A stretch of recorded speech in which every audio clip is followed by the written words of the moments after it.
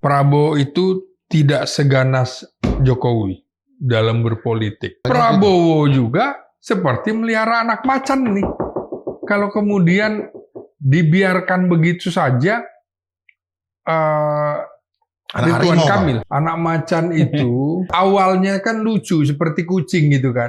Makin besar dia, makin ganas dia, bisa menerkam tuannya. Sampai saat kita bahas sekarang ini ya, PKS sudah membuka opsi untuk ke Kim. Nasdem kan enggak.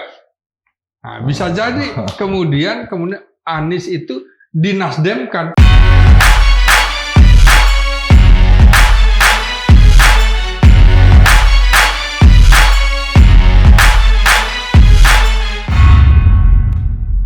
Hai, sahabat Madilog dimanapun Anda berada, kembali Madilog Podcast. Madilog Forum Podcast hadir untuk Anda, masih bersama saya Budius Ma'ruf Piliang dan seperti biasa Indra Jaya Piliang. Indra Jaya Piliang. Dan kali ini kita akan membicarakan, mendiskusikan isu yang sangat menarik, pilkada serentak. Ya, kita tahu bahwa banyak kejutan. Untuk pertama kalinya kita menyelenggarakan pilkada serentak di 540-an lebih provinsi, kabupaten, kota seluruh Indonesia. Nah, ini memang baru pertama kali terjadi. Melihat dari pilpres kemarin yang berjalan lancar, kita tentu berharap pilkada serentak ini juga akan berjalan lancar. Tetapi menuju pendaftaran pilkada serentak ini banyak persoalan yang sepertinya masih belum selesai. Residu pilpres ya masih menghantui tarik-menarik antar partai untuk menampilkan calon-calonnya. Nah, untuk mendiskusikan tentang pilkada serentak ini, nah, seperti biasa kami menghadirkan narasumber yang kompeten, dan kali ini kembali untuk kedua kalinya, Bung Slamet Ginting. Apa kabar, Bung? Slamet Ginting. Yes. Kabar baik, sehat. Ngeri kali. Pertama kali nih. Oh iya gitu ya. Biru. Iya. Karena serentak laut. Oke. Bung Slamet Ginting tentu walaupun lebih fokus memahami atau mendalami tentang isu-isu pertahanan dan militer, tetapi sebagai dosen politik di Universitas Nasional, Bung, kita lihat ini ya. Satu pertanyaan singkat aja. Ada isu kota kosong, ya kan? Ada isu ini Jokowi efek, ada Prabowo efek. Sebenarnya yang sangat mempengaruhi, khususnya provinsi-provinsi kunci ya, seperti Jakarta, Sumut, Jawa Tengah, Banten, dan Jawa Timur. Ini konon katanya, ya, ini sudah Jokowi efek semua. Bung sepakat dengan penilaian itu? Oh tidak. Kenapa? Jadi ini kan eranya menjelang peralihan kekuasaan. Awalnya memang Jokowi. Paling tidak Jokowi itu minta jatah menurut saya. Jawa minta Tengah. Jatah ke siapa? Minta jatah ke Koalisi Indonesia Maju. Oh, oke. Jawa Tengah itu jatah gua, kira-kira. Itu wilayah kekuasaannya. Kemudian juga Sumatera Utara wilayah gua. Oke. Karena ada menantu. Nah, bisa dilihat dari komposisinya bagaimana dia memplot Komjen Lutfi di Jawa Tengah. Di Jawa Tengah. Ya. Nah, dan semua Koalisi Indonesia Maju mendukung itu kan, sama. Lutfi ini kan 4 tahun lebih menjadi Kapolda Jawa Tengah. Jadi dia sudah start sejak 4 tahun yang lalu. Jadi termasuk lama tuh, Bang?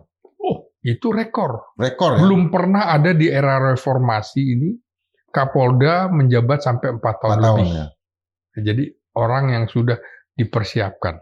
Sehingga kalau melihat Jokowi itu tidak ada tuh semua keputusan tiba-tiba. Enggak, itu sudah perencanaan jauh. Paling tidak 5-6 tahun sudah direncanakan jauh hari. Sama dengan Sumatera Utara. Bobi Nasution yang kebetulan menantunya. Maka semuanya juga Kim mendukung. Nah, ini masih menjadi lanjutan dari pertarungan antara Jokowi dengan PDIP. Jadi PDIP itu punya golden ticket Itu Jawa Tengah. di Jawa Tengah dan Sumatera Sumatera Utara. Ya kan? Maka ini upaya Jokowi membuat PDIP sendirian, baik di Jawa Tengah maupun di Sumatera Utara. Nah, Kenapa kenapa menghindar tadi, Bang? Menghindar Ya. tadi. Kenapa Jokowi ini tidak signifikan lagi? Kalau apa dia terlalu memaksakan diri sekarang? Ya dia upaya terakhir ya, artinya kan masih punya kekuasaan. Apapun sesungguhnya Jokowi adalah ketua umum partai koalisi. Nah, begitu Ketua kan? umum, Ketua umum, tanda bukan petik kan? panglima gabungan nih. Ya, Istilah kira-kira militer begitu. kan Ya. panglima gabungan. Ya, kira-kira seperti itu.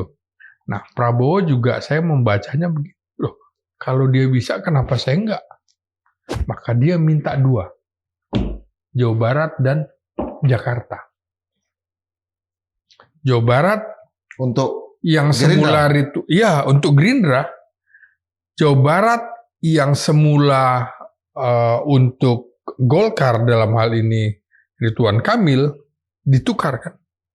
Karena Deddy Mulyadi adalah orang Gerindra. ya tapi kan di Jakarta Ridwan Kamil bukan orang Gerindra. Betul. Komposisinya ini kan Koalisi Indonesia Maju yang terdiri dari Golkar, Ya, Gerindra, itu 2 gajah di situ. ya. Ditambah ada Demokrat, PAN, terus yang lain kecil-kecil ya. Enggak, maksud saya pertanyaan saya PSI, tadi gini, PBB, Bung. dan Kenapa lain-lain. di dalam profesi kunci itu tadi, itu orang menuduhnya ini sebagai Jokowi efek. Iya, Padahal kan Jokowi kan tetap sebagai seorang presiden. betul. Ya Tapi politik itu kan bukan ruang hampa. Dia ada peran konstitusional yang bisa dia mainkan sebagai eksekutif, punya kekuasaan full. Jangan lupa bagaimana dia menempatkan PLT atau PJ kepala daerah atau gubernur. Itu orang-orang khusus, orang-orang titipan istana untuk wilayah-wilayah terutama yang akan bertarung dengan PDIP. Sangat keras sekali pertarungannya. Kenapa ini Banten menjadi agak kekecualian gitu? Sepertinya Golkar justru ditinggalkan oleh Kim. Nah, Terakhir nih informasi terakhir kan Golkar dengan PDI Perjuangan atau apa yang akan terjadi? karena PDIP tidak kuat di Banten. PDIP tidak kuat di Banten. Jadi Kim itu Koalisi Indonesia Maju plus gitu ya. Itu hanya untuk wilayah-wilayah tertentu dalam menghadang PDIP. Dalam menghadang PDIP. Nah, tadi Jokowi dalam tanda petik minta jatah di 2 provinsi, kemudian Golkar dan Gerindra Jokowi konsensusnya. minta dalam artian untuk anak dan menantu itu maksudnya. Iya. Maka kemudian Padahal Bobi kan juga Gerindra kan. Kenapa? Dia kan kader Gerindra, dikasih kartu Gerindra. ya tetaplah orang Jokowi kan Ya, betul, begitu. betul. Maka menurut saya juga Kaisang juga akan ditempatkan di sini. Wakil Gubernur Di Jawa sini. Tengah. Jawa Tengah untuk mendampingi Lutfi. Nah, bisa saja kemudian dalam perkembangannya nanti Lutfi itu ditarik ke Jakarta di kabinet, kira-kira begitu. Maka Kaisang menjadi gubernur. Kalau saya melihatnya begini, Bung. Iya. Sebenarnya bukan Jokowi efek. Iya. Tetapi adalah Jokowi Prabowo efek. Kenapa? Kan kita nggak bisa juga memungkiri ya, pasangan 02 yang di sana ada Prabowo Gibran, di sana ada Jokowi, kan pemenang. Iya, Sejarah ditentukan oleh pemenang. betul. Begitu, ya kan? Artinya apa? Kalau hanya dibilang Jokowi efek, nggak tepat. Saya melihat ini Jokowi Prabowo efek. Makanya provinsi-provinsi kunci itu memang sudah dirumuskan, sudah dibahas berdua nih antara Jokowi dan Prabowo. Bung sepakat atau tidak sepakat dengan hipotesis itu? Ya, yang jelas tidak akan ada matahari kembar. Oke. Matahari cuma satu. Maka diberikan tempat. Jokowi efeknya itu tadi. Misalnya di Sumatera Utara, di Jawa Tengah. Oke. Prabowo efek ini juga berperan. Mengapa Golkar mengalah untuk di Jawa Barat dan Jakarta? Karena dia juga berpikir, dia berkepentingan terhadap Prabowo menjelang Munas ini. Ya. Jadi ingin sekali Munas itu dibuka oleh presiden baru, bukan presiden yang udah usang.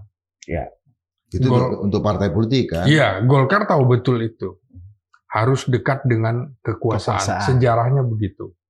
Maka Golkar sekarang berpikirnya adalah sudahlah, kira-kira ngalah lah, nggak enak juga dengan Prabowo. Gimana pun juga pemenang Pilpres adalah Prabowo. Gerindra kan begitu ya. Pemenang pemilu legislatif memang PDIP. Tapi di Kim kan Golkar kursinya tertinggi, terbanyak. terbanyak. Maka jalan tengahnya kira-kira seperti itu. Nah, Golkar saya lihat akan lebih konsentrasi untuk wilayah tingkat 2. Kabupaten dan kota.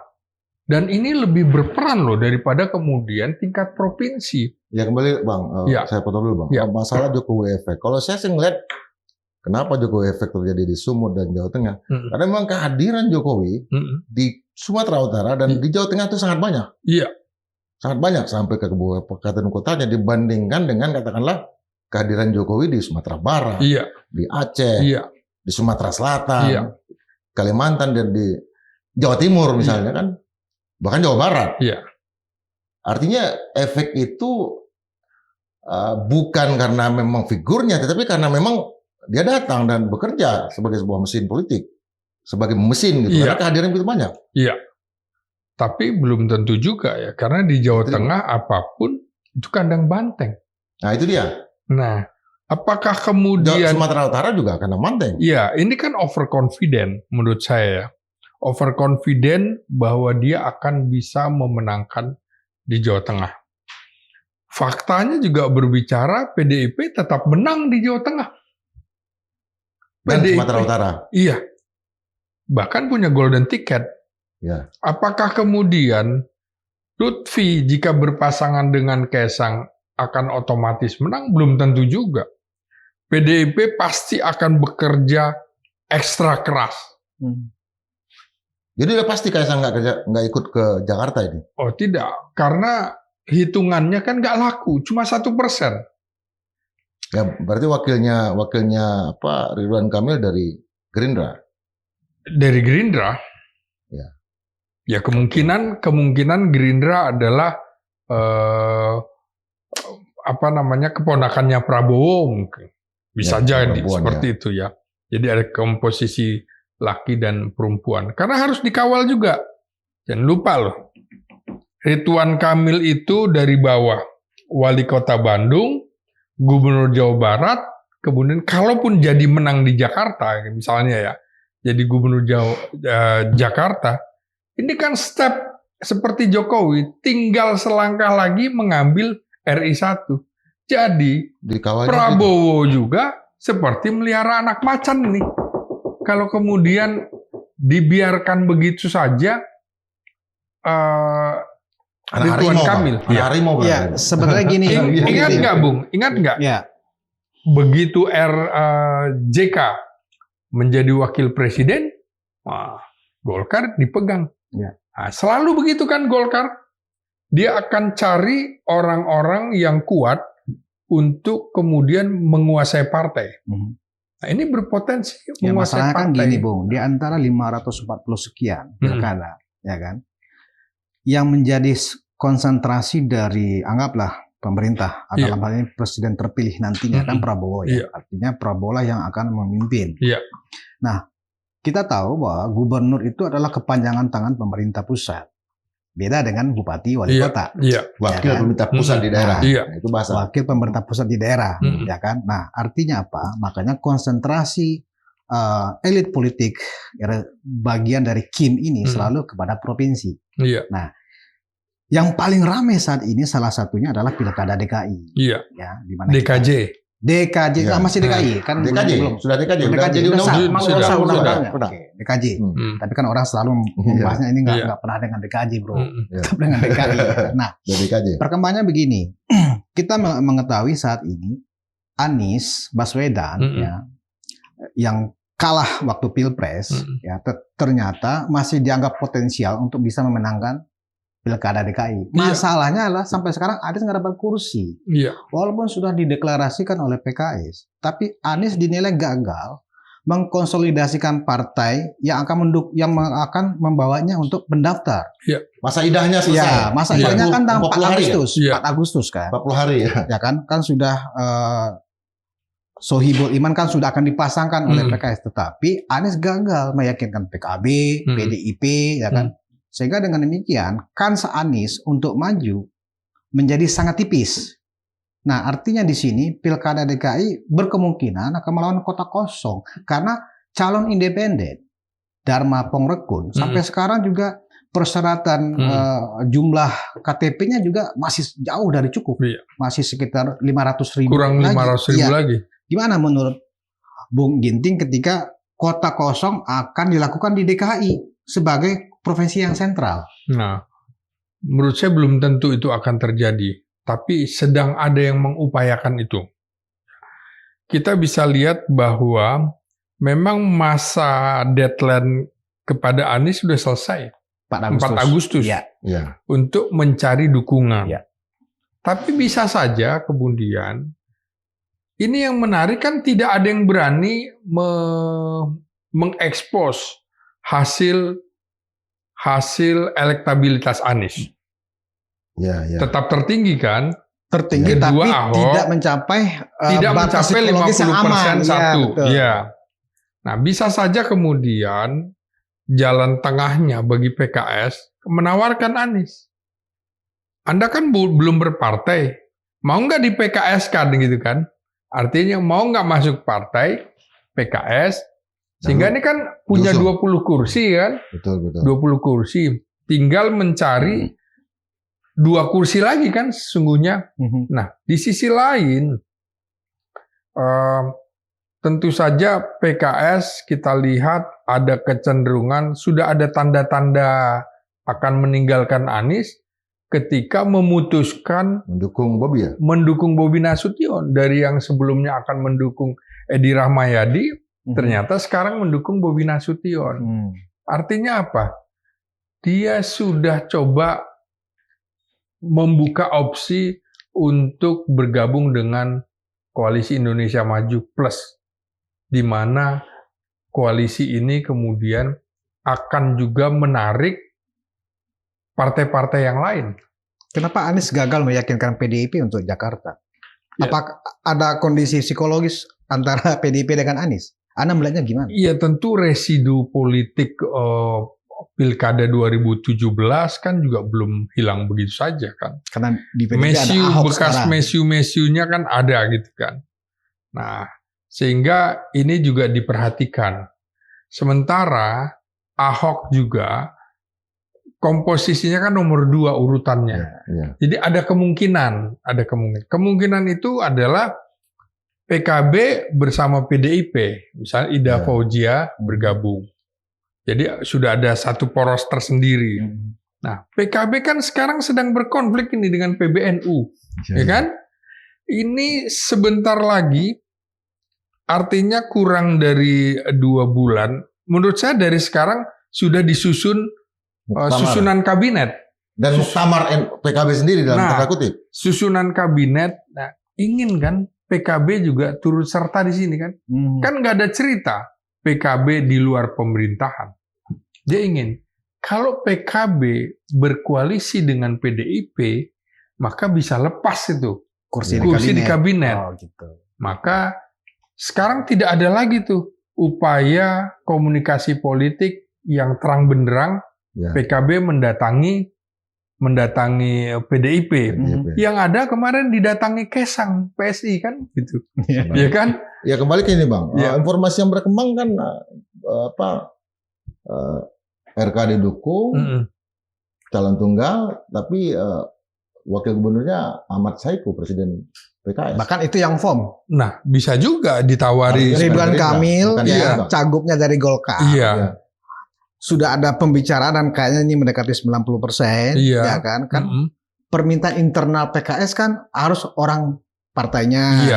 Nah, sepertinya Golkar kayak setuju Ahmad Saiku Presiden PKS untuk sebagai wakil RK. Nah, kalau itu yang terjadi, nggak akan keberatan ya? Prabowo pasti nggak akan keberatan. Pengalaman sebelum-sebelumnya, ya. Karena PKS kan pemenang pemilu legislatif di DPRD DKI kan. Nah itu dia. Dengan 20 kursi itu. Jadi sangat mungkin PKS diberikan tempat untuk menjadi calon wakil gubernur. Ya. Kebalikan dari Depok ini. Depok kan PKS calon wali kotanya, wakilnya dari Golkar. Ya bisa jadi. Tapi komposisi di Jakarta ini kan penentu. Nah, tentu siapapun yang menjadi presiden, belajar dari pengalaman kemarin, ingin presiden itu sejalan, gubernur-gubernurnya ini sejalan dengan presiden. Sehingga program-programnya bisa dilaksanakan dengan baik. Bukan berbenturan. Makanya berkepentingan Kim itu terhadap provinsi-provinsi dengan pemilih yang besar. Jawa Barat, Jawa Timur, Jawa Tengah, ya kan? Ini apa enggak lebih berbahaya tuh, Bang? Artinya begini, Ridwan Kamil dengan Ahmad Saiku. Saya bayangkan, kalau mereka running untuk presiden dan wakil presiden 2009, apa enggak lebih berbahaya bagi katakanlah Prabowo? Tadi Abang bilang bahwa kehadiran RK aja sudah dalam tanda kutip harus dijaga oleh Prabowo. Nah, kalau mereka berdua dan terus tandem sampai 2020 dalam konstelasi menuju 2029. Itu sangat kuat. Karena kan gimana? Memang siapa yang menjadi gubernur Jakarta dianggap yang paling potensial untuk maju capres. Ya, apalagi ada wakilnya. Sama wakilnya sama. Dan apa alasan Prabowo dan Jokowi untuk menempatkan RK di Jakarta? Bukankah RK ini juga susah dijaga juga sebenarnya? Karena dan kemarin agak dekat dengan PDI karena tidak ada jalan lain. Tidak ada jalan tokoh lain yang elektabilitasnya tinggi. Selain Anies, adanya Ahok dan RK. Ahok itu resistensi politiknya besar. Kalau diangkat lagi persoalan penistaan agama itu jadi mati kutu. Sehingga PDIP juga berpikir ulang, tidak akan lagi menyorongkan Ahok. Ahok bukan untuk untuk dipilih gitu, tapi untuk diangkat atau ditunjuk gitu. Problem jalan keluarnya itu tadi. Tapi yang di luar perkiraan kita, apa iya PDIP juga tidak melakukan lobby-lobby politik gitu kan? Bisa jadi PDIP kan juga sudah merasa sur dalam tanda petik, menarik juga ya soal Anies itu. Karena PDIP kan bukan anak macan tapi anak banteng, Bang. Iya. Jadi anak macan siapa kalau gitu? Nah, bukan ya, itu saya mau tanya, apakah anak macan ini hanya calon gubernur DKI dan nanti akan jadi gubernur, atau Bobi juga anak macan? Oh, bisa RK juga anak macan. Iya. Termasuk Jawa Timur, Khofifah kan? Khofifah anak macan. Iya. Dedi. Mulyadi juga anak macan. Iya. Jadi macannya yang mana nih, Bang? Makanya Dedi Yusuf sepertinya yang macan. Jelaskan dulu, ini terminologi anak macan mungkin penonton kita nggak pahamin. Gimana, Pak? Anak macan itu putra mahkota. Awalnya kan lucu seperti kucing gitu kan. Makin besar dia, makin ganas dia. Bisa menerkam tuannya. Nah ini. Apakah RK dalam konsep itu menurut Bung Ginting? Oh iya bisa. Dasarnya apa? Apa perjalanan seperti apa yang membuat RK bisa dianggap sebagai anak macan? Ya contohnya Anies Baswedan aja kan. Kalau Anies Baswedan mungkin. Kalau RK karena gimana? Tidak berpartai ya? Iya Anies Baswedan awalnya kan sama. Disorong, didukung oleh Gerindra. Tapi kemudian malah dalam Pilpres berkontestasi dengan orang yang menyokongnya, Prabowo. Kan sama Ahok juga begitu. Dulu disokong oleh Gerindra. Contoh yang paling nyata adalah Jokowi. Anak macan betul-betul menerkam tuannya. Prabowo kan tuan. Di kandang banteng. Di kandang banteng. Yang membawa Jokowi untuk menjadi pilgub, untuk mengikuti pilgub Jakarta kan Gerindra. PDIP ragu, terakhir PDIP. Betul. Ya akhirnya seperti itu. Ya kalau RK? Nah, RK sukses sebagai wali kota di Bandung. Sukses menjadi gubernur juga di Jawa Barat. Tapi rata-rata ini memang kutu loncat. Setelah tadi bicara anak macan, sekarang bicara kutu lagi. Sebelumnya kan didukung oleh Nasdem kan. Nah sekarang Nasdem nggak mau. Sama didukung oleh masuk partai Golkar. Apa ada jaminan bahwa RK kemudian tidak akan kabur dari Golkar, besar kemungkinan akan kabur juga. Mungkin karena pendidikan ideologi sambil saya. Tapi ada begini Bang, berdasarkan undang-undang daerah khusus Jakarta ini kan ketua tim pembangunan proyek strategis di Jakarta ini kan wakil presiden secara ofisio. Artinya Gibran ini. Artinya Gibran bisa mengontrol juga. Apakah dia bisa mengontrol seorang Ridwan Kamil? Dalam tanda kutip ya, seandainya dia menjadi seorang gubernur. Dan di bawah ada kontrol lagi nih dari Saiku. Iya. Menurut saya kan hubungan antara presiden dengan gubernur agak berbeda. Ini kan sama dengan gubernur, wali kota, dan bupati. Saya juga sama loh dengan Anda, dipilih oleh rakyat gitu, bukan ditunjuk gitu. Jadi saya kira tidak akan serta-merta siapapun yang akan jadi gubernur DKJ itu akan tunduk kepada wakil presiden. Oke, kita kembali ke pembicaraan tentang kota kosong tadi. Kalau di Jakarta ya maksudnya ya, berarti peluang untuk terjadinya kota kosong itu selagi PDIP belum mendapatkan pasangan atau partai yang mau bergabung, kemungkinannya cukup besar. Oke, nah kalau memang kota kosong, ya kan, berarti sama aja mengebiri hak rakyat untuk pilihannya kok cuma satu, misalnya. Itu gimana, Bung? Itu kan bisa mengganggu partisipasi politik, partisipasi publik di dalam demokrasi. Ya, kita lihat dulu bagaimana pengalaman Pilpres di mana Nasdem berani melawan begitu ya. Jadi kemungkinan Nasdem juga diharapkan seperti itu lagi. Contoh, dia sudah menyorongkan nama Ilham Habibie untuk di Jawa Barat. Iya. Ya kan? Ada kemungkinan kota kosong juga di Jawa Barat, nggak? Saya nggak terlalu mengikutin juga. Nah, Ilham Habibie, betul. Artinya dia sedang juga melakukan konsolidasi ke partai-partai lain. Potensi kota kosong di Jawa Barat besar juga. Sama. Nasdem cuma berapa? Nasdem itu bukan partai kuat di Jawa Barat. Betul. Partai kuat ya PKS, Gerindra, Golkar itu kan 3 itu. PDIP nggak terlalu kuat juga, walaupun dia masuk dalam 4-5 besar itu. Oke, kita kembali ke Jakarta. Tentang kota kosong tadi. Ya, karena ada kejadian, kota kosong pernah kalah, bro. Kota kosong pernah menang. Pernah kalah, pernah menang. Pernah menang. Iya, pernah menang di Makassar. Makassar. Ini peluangnya bagaimana? Nah, ya kan? Memang kemungkinannya bisa terjadi kota kosong. 50-50. Ini waktunya tinggal 2 pekan lagi. 2 pekan ya. Saya kira, Bung, Prabowo itu tidak seganas Jokowi dalam berpolitik. Oh ya? Iya. Tidak akan melakukan intervensi atau bahasa Anda ya. Pembegalan politik. Kita lihat Golkar itu kubu Ical, kubu Agung Laksono, ya kan? Hampir tuh semua partai di era Jokowi. Saya kira Prabowo akan menunjukkan bahwa walaupun dia seorang militer, tapi dia jauh lebih demokratis daripada Jokowi. Sama SBY, militer, dia ternyata bisa lebih demokratis. Saya kira Prabowo juga menurut saya tidak akan setuju dengan terjadinya kota kosong. Caranya tidak akan memaksakan untuk masuk ke dalam kabinet. Kuncinya ada di Prabowo. PKS, PKB nggak akan dipaksa atau Nasdem nggak akan dipaksa untuk masuk. Tidak akan. Dia hanya nawarkan. Ini hanya keinginan partai-partai politik. Kartunya di tangan Prabowo berarti. Kartunya di tangan Prabowo sekarang. Apakah kota kosong atau enggak di Jakarta? Iya, di tangan Prabowo. Anda yakin bahwa bergeningnya Nasdem, PKS atau PKB ini kursi di kabinet untuk tidak mau bergabung dengan PDIP untuk Jakarta? Kira-kira begini kan, tawarannya nih. Untuk koalisi perubahan, masing-masing 3 kursi misalnya kan, 3 kursi.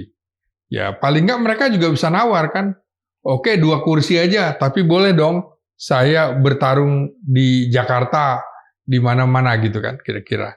Saya kira Nasdem itu akan berani melakukan hal seperti itu. Kalau Abang jadi Prabowo nih, apakah akan memilih partai yang seperti ini atau memilih PDI Perjuangan justru untuk masuk kabinet? Kalau Abang Prabowo nih? Iya. Saya nggak bertanya Abang menganalisa Prabowo, kalau Abang Prabowo. Iya, saya kira sekarang ini juga sedang ada pertemuan rahasia gitu ya, pertemuan tertutup secara politik. Ini informasi nih kan? Iya, kira-kira begitu ya. Bahwa PDIP juga sedang menawarkan diri untuk masuk ke kabinet. Ya, berarti benar nasib Anies cukup di pinggir jurang nih. Loh iya memang. Kasihan kan? Padahal kan Anies juga masih punya potensi. Masanya cukup banyak di Jakarta. Itu tadi di awal kan dikemukakan residu politik Pilpres itu membekas. Mesiunya masih di mana-mana nih. Apa karena asap-asapnya ya kan? Ada residu ketika debat nilai Prabowo dikasih rendah. Oh iya pasti itu betul. Masih membekas. Pasti masih membekas. Terutama Gerindra nggak akan bisa terima gitu ya. Seorang yang tidak lebih memahami masalah pertahanan, tetapi menilai Menteri Pertahanan 11 dari 100 itu, kan sama dengan 1,1 dari 10 itu kan. Itu penghinaan bagi semuanya, termasuk bagi TNI. Berarti berarti pertemuan ini antara Dasko, Habib dengan Habib Rizik kemarin itu dalam rangka mengunci itu? Iya paling tidak ya. Mengunci apa maksudnya? Mengunci Anies? Mengunci Anies masanya sendiri, bukan Anies. Mengunci masanya Habib agar tidak dinetralisir oleh apapun Abang ya Dasko dan Habib. Fakta selama 10 tahun era Jokowi itu hubungan dengan kelompok Islam kan kurang bagus. Iya. Sementara Prabowo dekat. Di 2 periode Pilpres kemarin itu kan dekat dengan Islam. Ya. Saya kira Prabowo akan tetap merangkul lagi. Akan bagus sekali. Memang tidak boleh kemudian Islam itu diterbelakangkan dalam pengertian nasionalisme dengan Islam itu harus nyatu. Indonesia kan seperti itu. Prabowo akan menjalin kembali. Jadi kubu-kubu yang kemarin sakit hati dengan Jokowi dan itu juga selama 2 periode Pilpres mendukung Prabowo tidak akan lupa itu. Maksud saya supaya lebih jelas Bang, pertemuan dengan Habib itu suara Habib adalah suara Anies. Itu yang dikunci. Iya, supaya tidak terjadi lagi. Bisa jadi seperti itu. Artinya sudahlah yang berkuasa bukan Anies. Faktanya adalah Prabowo. Kan Prabowo dengan kalangan Islam nggak ada masalah. Bagian dari itu juga. Iya. Mereka khawatir karena ada Jokowi. Setidaknya mereka akan mengatakan bahwa mataharinya bukan Jokowi lagi. Berarti betul. Mataharinya adalah Prabowo. Prabowo efek tuh Pilkada Jakarta. Persis. Sudah mulai muncul apalagi Prabowo kalau efek PDIP, itu. Ya kan, walaupun sebagai yang kalah, kan kita lihat terakhir ini kan Megawati bilang begini, Ibu Mega, saya nggak ada masalah dengan Pak Jokowi ya kan. Iya. Ya kan, artinya ada tanda-tanda menuju ke sana. Artinya mungkin begini, ya bagaimana dengan Anies kan begitu? Apa memang Anies seberbahaya itu untuk kemudian punya kesempatan ya sebagai gubernur Jakarta untuk 2029? Kan nomor 2 kan kemarin Anies 24% kan gitu loh. Nah, supaya jangan ini kemudian menjadi pesaing, jadi panggungnya harus dihilangkan. Dengan apa? Jangan ikut pilkada. Ada skenario seperti itu yang mungkin dilakukan oleh Prabowo, bukan Jokowi. Gimana menurut Bung? Iya, menurut saya hubungan antara Prabowo dengan Megawati nggak ada kendala kan sebenarnya. Gangguannya itu dalam tanda petik ada pada Jokowi kan. Maka kalaupun ada pertemuan tentu tidak terbuka. Saya kira bisa saling mengirim utusan begitu ya. Sama dengan bagaimana hubungan antara keluarga Megawati dengan keluarga Jokowi. Kan sudah ada utusan, misalnya Puan. Puan dengan Gibran sudah ketemu. Puan gitu dengan kan. Jokowi lah. Iya. Nah, ketemu dalam acara kenegaraan itu sangat mesra. Iya, kan begitu juga. Dulu sama. Puan bertemu dengan AHY, walaupun Megawati dengan SBY secara psikologis belum clear begitu ya, ada utusan-utusan. Nah, saya kira juga menurut saya salah satu kejutan dalam kabinet nanti adalah pertanyaannya kembali lagi, apa benar Prabowo akan membentuk second kabinet profesional, itu kan? Kalau kabinet profesional, partai politik seperti apa? Walaupun kemudian partai politik juga belum tentu tidak profesional. Banyak ahli-ahli kok di partai politik yang menguasai bidang-bidang tertentu, itu juga profesional. Nah, salah satu kejutan yang mungkin terjadi adalah orang PDIP masuk dalam pemerintahan Prabowo. Dan portfolionya berarti akan sama dengan Gerindra dan Golkar? Bisa jadi kalau kemudian Kim Plus-nya itu, kan selama ini semua berpikir Kim Plus itu plus koalisi perubahan ya. Bukan koalisi PDIP kan. Nah, ini menarik ini. Kan belum dibahas nih sama yang lain nih kan. Nah, padahal bisa saja Kim Plus-nya itu dengan PDIP. Kan bisa. PDIP sangat kuat juga. Ini dalam rangka itu tadi yang saya bilang. Dan poros tengah ini kan, poros tengahnya tengah. Iya. PDIP kan sudah harus belajar dari pengalaman Pilpres 99 lewat forum MPR. Betul. Menjadi pemenang tapi tidak menjadi presiden. Akibat apa? Akibat komunikasi yang lemah sehingga muncul poros tengah itu.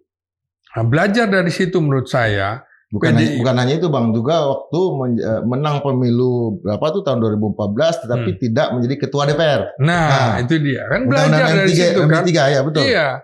Jadi memang penguasa ini nggak bisa dilawan. Harus didekati. Bukan karena ada dendam ke Anies ya? Siapa dendam ke Anies? Dua-duanya, Prabowo, Jokowi. Oh iya, saya kira itu iya ada luka ya di situ ya. Tapi kalau kita melihat lagi, ini akan terjadi pergeseran matahari tidak boleh matahari kembar. Sehingga Prabowo juga beberapa kali sudah mengatakan bahwa dengan pernyataan Prabowo sendiri matahari adalah tunggal, maka dia bisa juga merangkul PDIP masuk juga di sini.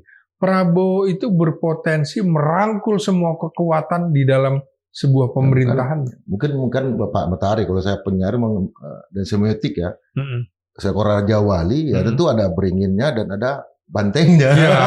Artinya Raja Wali bisa hinggap di punggung banteng, bisa di dahan beringin. Kalau Matahari kan udah pasti satu, Bang. Iya, ya karena ini menarik ini. Karena Abang katakan. Iya, ada hubungan. Ini baru nih, Bro. Ada hubungan kedekatan juga antara Prabowo dengan keluarga Soekarno kan. Ya. Antara keluarga Sumitrojoyo Hadikusumo itu kan bukan main-main itu ya. Walaupun sempat ada konflik ya, tapi kan ada pernyataan Sumitro juga. Saya menyesal juga berkonflik dengan Presiden Soekarno gitu. Tapi itu semuanya karena ada kepentingan yang sama, tidak ketemu gitu. Dan Prabowo kan nggak ada masalah dengan Megawati. Tapi kan juga kita nggak bisa mensederhanakan begitu aja. Iya. Begitu. Memang secara gutak-gatik para petinggi partai ini, ya anggaplah kotak kosong ini akan memudahkan proses pilkada di DKI. Tapi kan nggak sesimpel itu. Apa ia pemilih di Jakarta mau memilih dengan hanya satu pasangan? Oh, gitu kalau terjadi ini kan satu pasangan, sesederhana itu gitu loh. Dampaknya golput itu akan meningkat dan bisa menang. Iya, justru yang menang. Bisa menang. Ini kalau itu yang terjadi berarti bisa terjadi pemilihan ulang atau deadlock atau ganti pasangan. Oh, citra Indonesia buruk di mata dunia. Kalau masa Makassar itu kan justru bukan dengan PLT gubernur dan setahun lagi. Iya. Ada proses lagi. Dari awal lagi dan baru berjalan setahun kemudian. Nah, kalau Bung Ginting melihat bagaimana? Anggaplah begini, strategi dari pasangan, anggaplah ya, kita mudah-mudahan ini benar ya, Ridwan Kamil, Ahmad Saiku, ya kan? Nah, bagaimana pasangan ini di Jakarta bisa memenangkan? Artinya tetap mampu meyakinkan masyarakat pemilih di Jakarta untuk ke TPS dan memilih apa yang ada, atau mereka datang ke TPS tapi nggak memilih. Karena mereka kecewa. Atau mereka datang, mereka membeli kota kosong. Iya. Bisa jadi, jangan lupa ya, Jakarta itu masih jadi epicentrum politik di Indonesia. Dunia juga menganggapnya tetap Jakarta adalah perwakilan dari Indonesia. Kalau itu sampai terjadi kota kosong, protes vote demokrasi itu kan publik melawan publik gitu. Masyarakat melawan masyarakat, orang melawan orang, bukan orang melawan kota kosong. Ini menjadi citra buruk Indonesia sebagai negara demokrasi ketiga terbesar di dunia. Artinya abang mau mengatakan bahwa ini bukan citra buruk Indonesia, tapi pemimpin-pemimpinnya. Citra buruk bagi Pak Jokowi, citra buruk bagi, mohon maaf, Pak Prabowo sendiri. Iya, terutama yang kena imbasnya adalah Prabowo.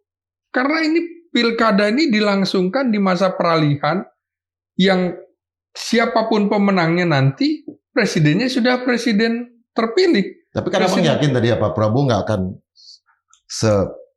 Iya, menurut saya Prabowo tidak akan seganas Jokowi untuk jangan-jangan informasinya udah langsung dari Pak Prabowo nih ke abang. Oh enggak. Ya? Paling tidak kita membaca cara berpikir dia ya. Seperti itu. Dia kalah aja bisa nerima begitu. Kalah bisa nerima. Kalau dia mau protes bisa panjang gitu. Tapi dia nggak mau untuk kepentingan bangsa yang lebih besar. Saya kira untuk kepentingan bangsa yang lebih besar, kita juga tidak akan mendukung adanya calon tunggal melawan kota kosong. Kalau berdasarkan data yang Bung Ginting miliki, misalnya data hasil Pilpres kemarin, ya, dan kemudian potensi Anies itu sebenarnya kan Anies itu punya masa karena bersama PKS, bukan karena Anies pribadi, ya toh. Nah tiba-tiba ya kendaraan besar Anies ini sudah lepas tangan nih, sekarang mereka pindah gerbong. Artinya Anies is nobody. Anda sepakat dengan itu? Artinya begini, kota kosong akan kalah karena kan benderanya Anies kan sebenarnya PKS. Iya. Ya, kecuali atau menang dong. Kecuali Anies itu kita kenal memang sebagai tokoh yang secara personal memang kuat, gitu lah. Kan enggak. Anies besar kan karena PKS. Iya.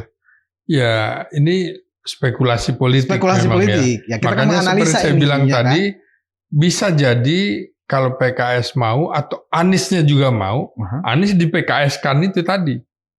Di PKS kan maksudnya masuk ke dalam anggota partai. Punya kartu anggota. PKS, iya. Sehingga kemudian ini kan yang menjadi deadlock itu adalah ketika memaksa bahwa Anies berpasangan dengan Sohibul Iman, Aman itu. Sehingga yang lain nggak mau kan, karena PKB nggak mau, mengunci kan. Nah kalau seperti itu, karena Anies diidentikan juga dengan PKS. Nah jadi soal ini menurut saya, kalau waktu itu juga Anies menang atau Ganjar menang, saya kira akan melakukan hal yang sama sebenarnya. Akan merangkul misalnya koalisi perubahan plus, nah gitu kan, koalisi Ganjar Mahfud plus, gitu kan, sama juga. Karena prakteknya memang seperti itu. Iya. Sejak Pak SBY terpilih 2 kali, memang prakteknya dia mengambil lebih banyak dari luar. Iya. Nah sama seperti kita nonton pacuan kuda, kita bertaruh. Maka bertaruhnya kepada kuda-kuda yang kemungkinan menang, bukan kepada yang kalah. PKS juga sudah berhitung itu sekarang. Tapi kalau saya fans Chelsea, kalah juga saya tetap Chelsea, Bang. Oh iya, makanya biru ya? Iya enggak, kalau bola beda dengan bola. Oh gitu ya? Kira-kira kuda ini. Masa pemilih PDIP di Jakarta, ya dengan cerita itu tadi, kota kosong, ya, akan kemana diarahkan menurut Bung Ginting? Iya, dia akan diarahkan ke kota kosong lah. Yakin? Iyalah. Pertimbangannya apa? Kok sementara kan tadi kan Bung Ginting mengatakan hati dengan kan ada tawaran Jokowi nih, itu belum terobati. Iya, kan belum ada obatnya, Bung. Ada tawaran dari Prabowo untuk masuk kabinet. Oh, kecuali itu. Iya kan, itu asumsinya. Iya. Kalau itu terjadi berarti Mega akan menyerukan masa pemilih untuk Ridwan Kamil sama Saiku. Nah, begini. Bagaimana harga diri PDIP kalau begitu? Nah, Megawati itu dia mengawal demokrasi. Kalau dia tidak mengawal demokrasi, dia setuju Jokowi 3 periode. Dia tidak mau. Kaitannya apa? Ya dia mengawal demokrasi. Ya, dia mati-matian itu kan. Ya, dengan pilihannya tadi apakah akan mendorong memilih Ahmad Saiku dan Ridwan Kamil atau mendorong untuk kita kota kosong? Saya kira ini spekulasi ya. Iya, spekulasi. Kalau ada kota kosong. Kalau seperti itu, dia akan melihat bahwa ini adalah rekayasa kotor. Rekayasa kotor? Iya. Dilakukan oleh penguasa. Rekayasa kotor? Iya. Maka dia akan melawan. Sama kan, 3 periode dia tolak. Perpanjangan masa jabatan Jokowi dia tolak. Mega ini konstitusional. Ya, karena kalau pengalaman Makassar setelah kota kosong menang, kan ada pilkada lagi dan baru ada calon lagi 2 kan. Ada 2 calon akhirnya, artinya kota kosong dimenangkan demi adanya 2 atau 3 pasang calon. Iya. Jadi memang hari per hari itu sekarang sudah ada perubahan-perubahan terus ya. Hari ini kita bicara menarik nih, jam ini. Betul. Pagi udah bisa lain. Malam itu adalah lobby-lobby politik. Kita tidak tahu nih, politik sangat dinamis. Karena 2 pekan lagi udah pendaftaran nih. Kalau dukun biasanya tahu tapi nggak akan menginformasikan. Iya. Ya mudah-mudahan tidak akanlah terjadi kota-kota kosong itu. Karena itu memperburuk citra demokrasi Indonesia. Kita sebagai negara nomor 3 penganut demokrasi terbesar di dunia, kemudian melawan kota kosong. Apa kata dunia, kata indeks demokrasi segala macam. Apalagi di Jakarta. Apalagi di Jakarta, Bang. Iya. Berarti kalau kita lihat dari 6 provinsi strategis ya, yang memang mempengaruhi, ya kan? Berarti Jakarta ini sepertinya ya akan menjadi sebuah ledakan yang sampai sekarang masih belum bisa diraba. Wacana kota kosong, ya kan? Masih berlanjut. Nah, pertanyaan dari kota kosong itu adalah merosotnya partisipasi pemilih dalam pemilu, dan apakah itu sebuah problem kalau itu yang terjadi? Oh ya pasti. Problemnya seperti apa? Kalau misalnya orang nggak mau ke TPS, ngapain milih kota kosong? Ya udah 1 calon pasti menang lah. Ya udah ngapain kita ke TPS? Kalau dari segi itu, saya kira enggak ya, karena banyak pengalaman di Medan segala macam kan, sedikit. Tetapi kan fenomena orang nggak mau memilih PKU. Tapi kalau memang itu menjadi alat ukur bagi Jakarta, partisipasinya memang Jakarta nggak terlalu tinggi juga selama ini. Iya. 60%. Iya. Mengapa kemudian Gerindra optimistis bisa melawan Anies? Karena kan Anies juga kalah dalam Pilpres di Jakarta, kan? Artinya Prabowo efek itu kan cukup kuat. Anies boleh menang di Jakarta Selatan, Jakarta Timur, Jakarta Pusat, dan Kepulauan Seribu. Sementara Prabowo menang di Jakarta Utara dan Jakarta Barat. Tapi di Jakarta Utara dan Jakarta Barat itu perbedaannya jauh gitu kan dengan Anies. Sementara di 4 tempat kota dan kabupaten Kepulauan Seribu Anies menang, jaraknya dengan Prabowo tipis. Makanya saya kira nanti Prabowo akan turun tangan mengingatkan kembali bahwa Jakarta ini, apalagi sekarang orang Indonesia nih ya, akan ikut siapa yang jadi presidennya. Jadi faktor Prabowo efek itu juga terjadi. Makanya menurut saya Prabowo tidak akan seganas Jokowi untuk melakukan sabotase terhadap Anies. Apalagi ada kalau kita lihat dari abang sebut tadi kan, Barat Utara itu kan lebih kosmopolit, lebih heterogen. Kalau Selatan kan lebih homogen. Kalau Kepulauan Seribu kan lebih homogen. Itu yang mau disampaikan, bahwa di kota-kota seperti ini memang Prabowo adalah seorang demokratis, bukan seorang militer. Apalagi dia antifasis kan. Bapaknya kan antifasis. Berarti kalau tidak seganas Jokowi itu artinya apa untuk Jakarta? Prabowo akan tetap mendorong RK dengan Ahmad Saiku, atau tetap memberikan kesempatan untuk Anies maju dengan tidak masuknya PKB atau PKS ke kabinet. Begini Bung. Predator yang Bung Ginting maksudkan itu seperti apa? Artinya Prabowo nggak sepredator atau nggak seganas Pak Jokowi. Itu gimana? Jadi Prabowo itu punya hubungan historis dan sosiologis yang bagus sekali dengan Surya Paloh. Ya. Sama-sama di Golkar kan dulu kan. Sama-sama ikut konvensi. Ini kan ya. Nasdem bin Golkar, Gerindra bin Golkar gitu kan. Karena dari pohon yang sama. Apa iya Surya Paloh bisa dipaksa-paksa oleh Prabowo? Enggak. Apakah Prabowo juga akan maksa-maksa? Enggak. Saya kira saling menghormati. Maka kemungkinan Nasdem akan tetap menyorongkan Anies Baswedan. Satu, ya. Tapi Ahmad Saroni sudah mengatakan bisa berbeda. Ya kan bendahara umum itu kan Nasdem. trik politik. Atau Seperti gini, kemudian supaya ini lari, kira-kira PKS lari kan bisa aja. Jadi wakilnya dari gua dong. Nah, bisa. Lihat saja manuver pada saat mendepak dalam tanda petik AHY, kemudian Caimin dapat. Loh ini kan bukan tidak mungkin manuver dari Nasdem seperti itu. Atau begini Bang, yang persoalannya kan Anies.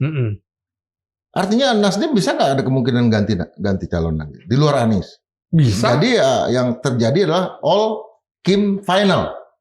Artinya dianggap ya ada dari Nasdem, tapi wakilnya dari Kim kan bisa saja begitu. Ini kan sampai saat kita bahas sekarang ini ya. Ya, sampai hari ini. Ya, PKS sudah membuka opsi untuk ke Kim. Ya, nah, kan tidak lagi dan sudah memberikan dalam kartu. Pilkada Jakarta. Ya. Nasdem kan enggak. Nah, bisa jadi kemudian Anies itu dinasdemkan. Bisa juga.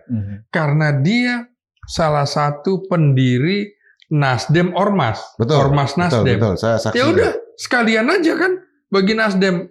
Lu mau enggak? Udah, masuk aja partai. Problemnya karena bukan sama PKS atau Nasdemnya itu, Bu. Problemnya Anies memang dari awal sampai sekarang memang nggak mau menjadi anggota partai, even itu ke PKS atau ke Nasdem. Kan itu problemnya, ya kan? Iya, dengan situasi yang seperti ini, apa dia mau bertahan seperti itu? Jangan lupa, Bung, mekanisme kepemimpinan nasional itu lewat partai politik. Saran abang kemana nih ke Anies? Saran abang ke Anies untuk pilihan ini, apakah dia harus masuk partai atau tidak? Ya sudah, kalau dia merasa kemudian dia harus masuk partai saja sudah. Fair dong. Berarti masuk aja Nasdem sekalian. Untuk memecahkan kebuntuan ini, solusinya datang dari Anies sendiri. Iya. Dia harus segera mendaftar entah jadi anggota dari PKS atau Nasdem gitu. Karena menurut saya komunikasi politik Anies dengan PKS sekarang sudah deadlock. Tapi dengan Nasdem kan tidak. Open. Tapi kan syarat dari PKS kan asal yang maju itu adalah kader mereka. Nah kalau Anies sudah menjadi anggota PKS kan syarat itu terpenuhi. Iya. Atau menjadi anggota dari Nasdem. Iya, kalau seperti itu kan kemudian yang lain juga belum. Tergantung PDIP setuju atau enggak. Iya. Jadi komposisinya menurut saya, perkiraan saya bisa jadi adalah Nasdem akan bergandengan tangan dengan PDIP mengusung Anies. Cukup kan? Jadi masih happy ya? Apa masih banyak terbuka variasi ini formasinya masih. Ini Jakarta, Bung. Ya. Semuanya berkepentingan Jakarta. Ya, soalnya kan sejauh ini ya kan media melihat ya Kim Plus ini kan sudah ada unsur PKS, sudah ada unsur Tapi PKB, Kim Plus itu kan sudah bukan ada unsur Nasdem, bahkan sudah ada unsur PDIP ini kan. Tapi masih bisa ditawar kan, bukan lagi Kim Plus nih, Kim Plus Plus. Nah, iya, ini kan bukan Kim Jong Un yang bisa ditawar. Aja udah pasti. Ini bisa. Ini kayak pijat aja Kim Plus Kim Plus Plus ya. Kalau Kim Jong Un udah nggak bisa tawar, Bu. Ini masih Kim Plus. Plusnya plus 1, plus 2, plus 3. Nah, jangan-jangan itu tadi terjadi titik temu antara PDIP dengan Nasdem. Karena begini, kenapa kita dari sekian banyak pilkada, ya kan, dari 6 provinsi strategis, kita lebih fokus membahas pilkada Jakarta. Persoalannya di samping karena Jakarta adalah tetap epicentrum. Satu, yang kedua, siapa yang gubernur Jakarta biasanya lebih berpeluang untuk ikut pilpres. Nah, yang ketiga, Anies kan mantan gubernur, artinya incumbent nih. Yang kedua, mantan juga peserta pilpres. Yang nomor 2 loh pemenang. Masa sih pada saat pilkada tergeser, tergusur. Ini kan tragis gitu loh, Bung. Nanti kita lihat. Iya kan? Terpikir nggak kalau kan saya pernah bilang di pertemuan kita podcast sebelumnya ya, Prabowo itu menganut paham yang Zolei dari Cina itu ya. Musuh dirangkul, dipelihara, kemudian jadi tunduk. Nah, apa tidak mungkin kemudian Anies juga kalaupun kalah gitu kan, sama dengan potensi RK kalah kan juga besar, ditawarkan ke kabinet. Mungkin nggak Prabowo kemudian menawarkan kembali Anies menjadi Menteri Pendidikan? Sangat mungkin. Ya, kalau upaya rekonsiliasi itu kalau yang bicara untuk kepentingan bangsa seperti saya bilang itu tadi, jalan keluar. Iya. Bagaimana supaya tidak mempermalukan Anies lah, ya kan? Ya. Anggaplah ini memang Anies nggak bisa maju. Dilihat dari angka-angka dan posisi memang agak sulit ya, walaupun ada peluang kan. Gitu. Saya kira Anies, ya kan? kita kenal nggak bakal dia mengatakan dia mempermalukan. Dia seorang sosok berani menghadapi pilihan risiko politik kan. Iya. Artinya nggak dicalonkan pun menurut saya Anies sebagai seorang individu tetap akan menghadapi dengan gagah. Iya. Bukan. Karena itu bukan persoalan dia. Sebenarnya persoalannya bukan apakah Anies menerima atau tidak. Iya. Persoalannya adalah sangat ironis loh, ya kan? Ya, dia seseorang pemenang kedua pilpres, ya bahkan jauh di bawah Ganjar, itu, di atas Ganjar loh, 24%. Ya kan? Snowball efek juga buat dia. Iya. Justru dia akan menggembung. Ya istilahnya orang yang terzolimi akan menjadi perhatian, akan disayangi. Apakah kemudian sama konstituen PKS tidak marah kalau PKS juga menarik dukungan dari kepada Anies? Bisa marah. Iya. Nanti kita harus undang Anies juga nih, Bro. Iya. Ya. Gitu ya. Harus kayaknya. Harus. Iya. Jadi kata kuncinya disampaikan oleh Bro Ginting barusan. Oke, ini kan keputusan PKS dari elitnya. Iya. Ya kan? Iya. Persoalannya adalah apakah basis masa PKS sejalan istiqomah, ya kan, dengan apa keputusan dari PKS? Iya. Ya, menurut Bung gimana kalau masa PKS ini? Apakah selalu samina wa ta'na?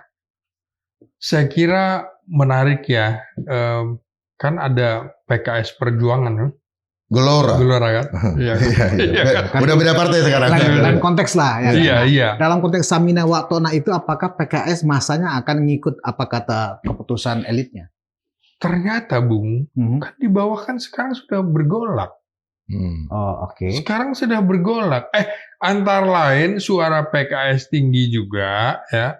Tetap konsisten di 7-8%, ada peran. Oke. Karena capresnya adalah Anies gitu loh. Masa kemudian Anies juga nggak berperan terhadap suara PKB, PKS maupun Nasdem? Ini kan naik semua nih. Ya, betul. Nasdem, PKS, PKB naik semua kan. Yang turun kan memang cuma Demokrat atau PDIP terutama. Ya, memang gitu. Ya begitulah kalau kita mengulik-ngulik politik ya. Selalu ada kemudian titik buntu, tapi ada juga titik kemudian jalan keluarnya. Oke, kita tunggu perkembangannya Bu Ginting. Ya, karena itu tadi. Udah ber1 jam. Ada konflik, pasti ada konsensusnya. Betul.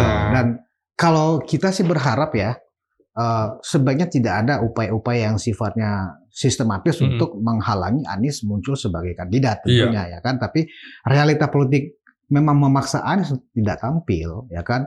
Yaitu bagian dari game dari sebuah politik, itu biasa saja. Sama kan sebelumnya waktu Pilpres juga ada upaya seperti itu. Surya Paloh tampil sebagai pahlawan menyelamatkan. Apakah Anies akan lolos lagi seperti Pilpres? Nah, kita tunggu. Saya kira kita ingin tunggu dulu apa komentar, apa gerakan yang akan dilakukan oleh Surya Paloh. Termasuk kemungkinan juga menasdemkan Anies. Menasdemkan Anies atau mem-PKS-kan Anies sebagai anggota. Sobat Manilog, udah sampai 1 jam. Indra, segera puisi yang relevan kira-kira dengan nasib Anies ada nggak, Indra? Ada. Tapi yang terpenting dulu, karena saya sejak 19 tahun tinggal di Glodok, jangan sampai massa atau aksi massa itu memunculkan anarkisme. Karena banyak sekali yang terbakar ya. Mau berbeda apapun, kita tetap harus jaga Jakarta ini. Ada ini. Udah internet.